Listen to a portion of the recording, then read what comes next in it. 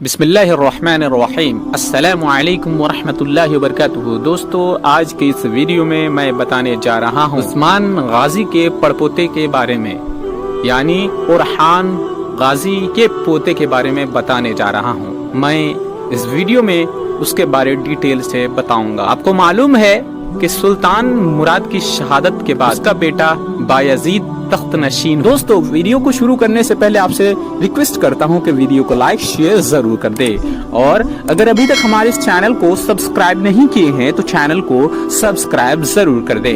جزاکم اللہ خیرہ۔ دوستو، ویڈیو کو شروع کرتے ہیں۔ سلطان مراد کی شہادت کے بعد اس کا بیٹا بایزید تخت نشین ہوا۔ وہ بڑا بہادر، حوصلہ مند، فیاض اور اسلامی فتوحات کے بارے بڑا جذباتی تھا۔ اسی وجہ سے اس نے فوجی امور کی طرف خصوصی توجہ مبذول کی اور اناضول میں قائم نصرانی امارات کو نشانہ بنایا، حتیٰ کہ 1 سال کے قلیل عرصے میں یہ تمام امارات سلطنت عثمانیہ کا حصہ بن گئی۔ بایزید نے بلقانی اور اناضولی محاذوں پر برق رفتاری سے حملے کیے، الصاعقہ کا لقب دیا گیا۔ دوستو، سربوں کے بارے بایزید کی کیسی پالیسی تھی؟ سربیا کے ساتھ بایزید نے دوستانہ تعلقات قائم کرنے کی پالیسی اختیار کی، حالانکہ سربی عثمانیوں کے خلاف بلقانی اتحاد کے قیام کا سبب تھے۔ اس سے بایزید کی غرض یہ تھی کہ وہ دولت سربیا سے اپنے اور ہنگری کے درمیان ایک دیوار کا کام لے۔ بایزید ایک ایسے حلیف کی ضرورت محسوس کرتا تھا جو ایشیائی کوچک کی اسلامی ترکی سلجوقی امارات کے بارے میں اس کی نئی عسکری پالیسی میں اس کے کام آ سکے۔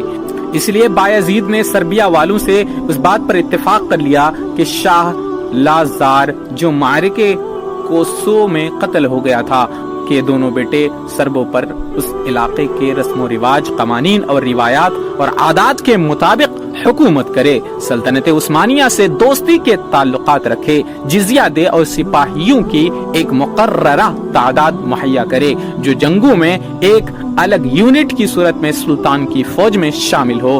سلطان نے شاہ لازار کی بیٹی سے شادی کر کے اس معاہدے کو مضبوط کرنے کی کوشش کی۔ دوستو، عثمانی فرما روائی کے سامنے بلغاریہ کا سر تسلیم خم کرنا کس طرح کا ہوا؟ سربوں کے ساتھ افہام و تفہیم کے بعد 797 ہجری 1393 عیسوی کو بایزید بڑی برق رفتاری کے ساتھ بلغاریہ کی طرف بڑھا اور اس پر قبضہ کر لیا۔ یہاں کی پوری آبادی نے اپنی گردنیں خم کر دی اور اس کے ساتھ ہی اس کی سیاسی آزادی ہمیشہ کے لیے ختم ہو گئی۔ بلغاریہ کا سقوط کیا عمل میں آیا کہ پورے یورپ میں کوہرام مچ گیا۔ تمام یورپی طاقتیں شاہ مراد کے رعب و دبدبا سے تھر تھر کانپنے لگی۔ صلیبی مسیح فوجوں نے بادل نخواستہ ایکا کر لیا اور بلقان سے عثمانیوں کا نام و نشان مٹانے کی سبیل کرنے لگے۔ دولت عثمانیہ کے خلاف صلیبی گٹھ جوڑ کیسے ہوئی؟ شاہ ہنگری سچموند اور یورپ نے ہم بونیفارس دولت عثمانیہ کے خلاف صلیبی مسیحی یورپی اتحاد کی تبلیغ کے لیے اٹھ کھڑے ہوئے۔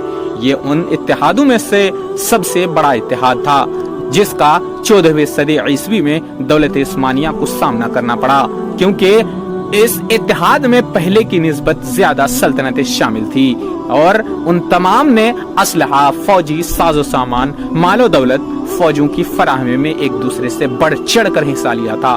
اس صلیبی حملہ میں تقریباً 12 لاکھ جنگجوؤں نے حصہ لیا جو مختلف قومیتوں سے تعلق رکھتے تھے، مثلا جرمنی، فرانس، انگلستان، اسکاٹ لینڈ، سوئٹزرلینڈ، جنوبی زیر علاقے اور اٹلی کے بعض امارات۔ 800 ہجری 1396 میں صلیبی فوجیں ہنگری کی طرف بڑھے، لیکن سپہ سالاروں اور سرداروں کے درمیان اور سچموند کے درمیان جنگ سے پہلے اختلافات پیدا ہو گئے۔ سچموند اس بات کو ترجیح دیتا تھا کہ صلیبی لشکر انتظار کرے اور جب عثمانی لشکر حملہ کرے تو وہ تب جنگ شروع کرے، لیکن باقی سپہ سالار اس انتظار کے حق میں نہیں تھے۔ انہوں نے بغیر کسی انتظار کے اپنی فوجوں کو حملے کا حکم دیا اور وہ دریائے دانوب کے ساتھ ساتھ نشیب میں اترتے گئے، حتیٰ کہ بلقان کے شمال میں نیکو بولیس تک پہنچ گئے۔ یہاں پہنچ کر انہوں نے شہر کا محاصرہ کر لیا اور شروع میں انہیں عثمانی فوجوں کے مقابلے میں کامیابی ہوئی، لیکن بایزید اچانک نمودار ہوا۔ اس کے ساتھ تقریباً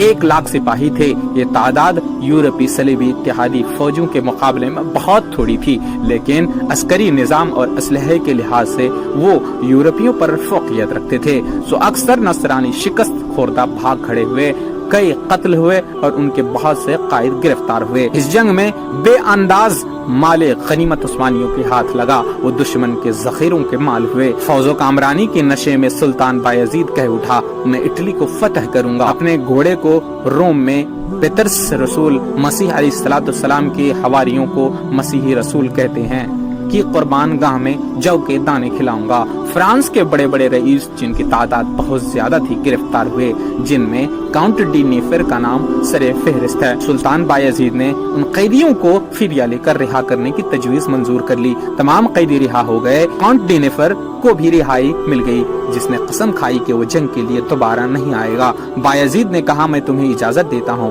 कि अगर तुम दोबारा मेरे खिलाफ मैदान जंग में उतरना चाहो तो उतर सकते हो, क्योंकि मुझे उससे ज्यादा कोई चीज अजीज नहीं है।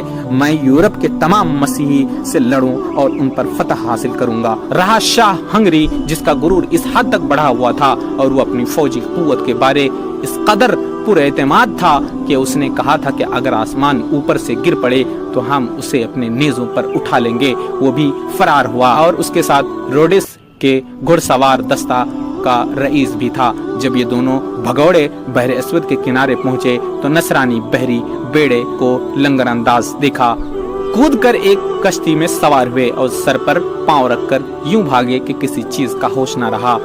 निकोपोलिस के मार्के के बाद यूरोपीय माशरे की नजरों में हंगरी की कदर मंजिलत बहुत गिर गई और उनकी हैबत और सतवत का महल जमीन बोस हो गया। इस अजीम कामयाबी का बायजीद के दिल पर बहुत असर हुआ, बल्कि यूरोपीय इस्लामी दुनिया खुशी के शादियाने बजाने लगी। बायजीद ने मशरिक के इस्लामी फरमारवाओं की खिदमत में कासिद रवाना किए और नसरानियों के मुकाबले में कामयाबी की खुशखबरी दी। बायजीद के कासिद जब मुसलमान मुल्क के दरबारों में पहुंचे तो मसीही कैदी उनके साथ थे। ये कैदी उन बादशाहों को तोहफा में दिए गए। नीज ये इस बात की हिस्सी दलील थे कि बायजीद को यूरोप के मुकाबले में बहुत बड़ी कामयाबी हासिल हुई है। बायजीद ने सुल्तान रोम का लक़ब इख्तियार किया, जो उस बात की दलील था कि दौलत सलाजिका की विरासत का वो अमीन ठहरा है और जजीरे नुमाए अनाज़ोल पर उसे इक़्तिदार हासिल हो गया। बायजीद ने काहिरा में मुक़ीम अब्बासी खलीफा की खिदमत में भी सफारत रवाना की और उनसे मुतालबा किया कि उस लक़ब का एतराफ़ किया जाए, ताकि जिन इलाकों पर उसके आबा व अजदाद की अमलदारी रही है उन पर कानूनी, शरई और सियासी तौर पर उनका कब्जा तस्लीम हो जाए। सो आलम इस्लाम में उसके रुअब व दबदबा में बहुत इजाफा हुआ। अब्बासी खलीफा के हामी ममलुकी सुल्तान बरक़ूक़ ने इस दरख्वास्त को मंजूर कर लिया, क्योंकि वो जानता था कि बायजीद उसका वाहिद ऐसा हलीफ है जो तैमूर लंग की फौजियों के खिलाफ उसकी मदद कर सकता है, जो दौलत ममलुकी और दौलत उस्मानिया के खिलाफ बढ़ता चला आ रहा है। हजारों मुसलमानों ने अनाज़ोल की तरफ हिजरत की। ये लोग दौलत उस्मानिया की खिदमत करना चाहते थे। मुहाजिरीन में हर किस्म के लोग थे। कुछ वाकई सलीबियों के खिलाफ जिहाद के शाइक थे, कुछ ऐसे थे जो इस अजीम सल्तनत की इक़्तिसादी और इल्मी खिदमत करना चाहते थे, जैसा कि उससे कब्ल वो ईरान, इराक और मावरा नहर के मुल्कों में इक़्तिसादी, इल्मी और सियासी मैदानों में अपनी काबिलियत का लोहा मनवा चुके थे। और उसके साथ साथ बाज लोग ऐसे भी थे जो एशियाई वस्ती पर तैमूर लंग के हमलों से खाइफ किसी महफूज पनाहगाह की तलाश में थे। दोस्तों, मैं उम्मीद करता हूँ कि ये वीडियो आपको जरूर पसंद आई होगी। दोस्तों, ये वीडियो बहुत इंफॉर्मेटिव है। दोस्तों, अल्लाह ताला से दुआ है कि अल्लाह तबारक व ताला हमें अच्छा और सच्चा मुसलमान बनाए, आमीन या रब्बल आलमीन। दोस्तों, फिर किसी दिन एक ऐसी ही इंटरेस्टिंग वीडियो के साथ हाजिर होंगे। तब तक के लिए आप अपना और अपनों का हमेशा ख्याल रखें। जज़ाकुमुल्लाहु खैरा। अस्सलामु अलैकुम व रहमतुल्लाहि व बरकातुहू।